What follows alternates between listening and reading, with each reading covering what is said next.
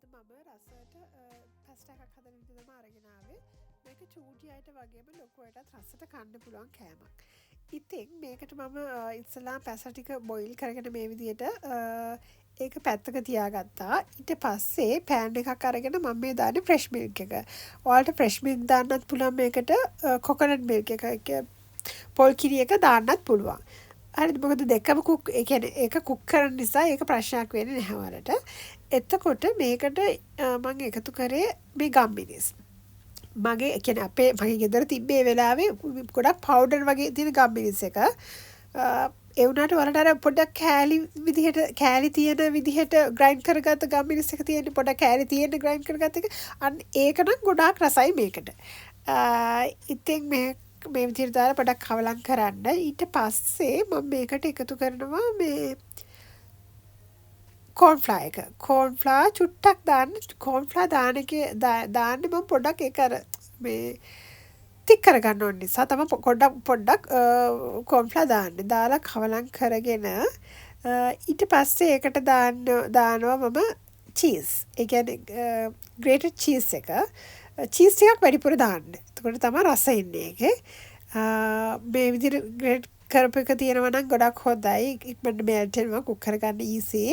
එහෙම නැත්තම් ටිකක් ලොකු කෑලි කපලා ටිකක් වෙලා වැඩිපුර ඒක කවලම් කරන්න ඕනේ මේ ලිපේ තියලා.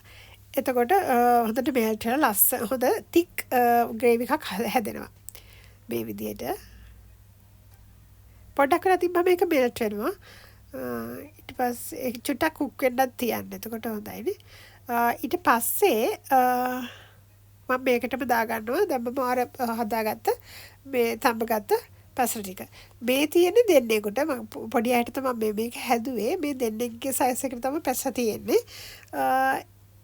කියන්නේ මේක පොඩි අයට විතරක් නෙමෙයි. ලොකු අයටත් ගොඩාක් රසට කන්න පුළුවන් කෑමක්. හරිම රසයි. ඊට පස්සේ මේ විදිහට හොඳට ටිකක් කවලම් කරලා පොඩ්ඩක් වෙලා තියන්න. මොකද කුක් වෙන්න ඕනේ ඔක්කොම ටික මික්ස් වෙලා. ඒ නිසා මේ විදිහට කවලම් කරලා චුට්ටක් වෙලා තියන්න. ඉතින් තව එකක් තමයි මේ ඔයාලා බොයිල් කරගන්නකොට පැස්ටා එක පොඩ්ඩක් පුළුවන් නම් අවශ්‍ය නම් විතරක් ලුණු ටිකක් දාන්න. එතකොට ලුණු රස ඇතිපදපට තියෙනවා.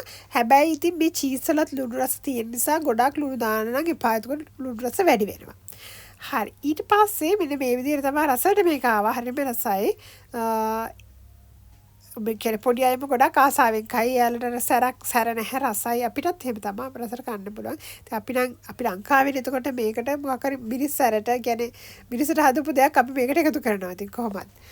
ඊට පස්සේ මේ විදිහට තමයි ඇවිත් තිබේ. මේ ඔයාලටත් පුළුවන් මේ විදිහට හදලා බලන්න. හදලා බලලා මට කියන්න. මම ආසයි ඔයාලගේ කමෙන්ට් බලන්න. මොකද ඔයාලත් රසට හැදුවොත් මට හරි සතුටුයි. මේ විදිහට මේ බලන්න. හොඳට චීස් වැඩිපුර දාන්න. ඒක තමයි රසට මේක එන්නේ. හරි. ඉතින් ඊළඟ වීඩියෝ එකෙත් අපි හම්බෙමු. හැමදාටම ආයුබෝවන්.